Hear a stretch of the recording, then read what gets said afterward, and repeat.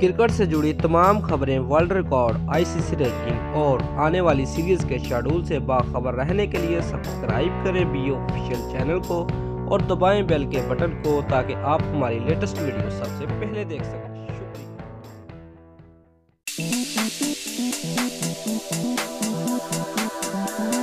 Views ball tampering इल्जाम में 1 साल पाबंदी का शिकार ऑस्ट्रेलियाई ओपनर डेविड वार्नर ने इंटरनेशनल क्रिकेट को खैरबाद कह दिया है। गैर मुल्की न्यूज़ एजेंसी के मुताबिक अब इंटरनेशनल क्रिकेट में उनकी वापसी मुमकिन नहीं है।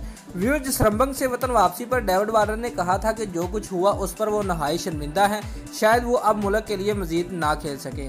मीडिया ज़रात के मुताबिक उन्होंने अपने अहल खाना खास तौर पर बीवी और बेटियों से माफ़ी मांगी और कहा वो क्रिकेट साथियों से प्यार करते हैं मगर उन्होंने उन्हें धोखा दिया है और उनकी दोबारा खेलने की उम्मीद बहुत कम है।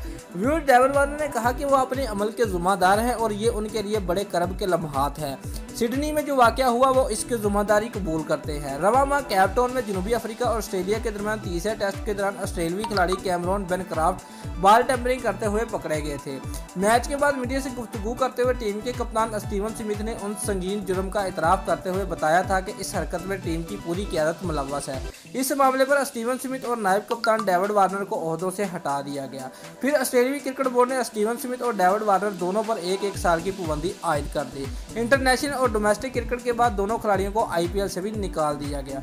दोस्तों, अगर आपको हमारी ये वीडियो पसंद आई है तो लाइक और कमेंट लाजमी करें और हमारे चैनल को सब्सक्राइब करना मत भूलिए। शुक्रिया।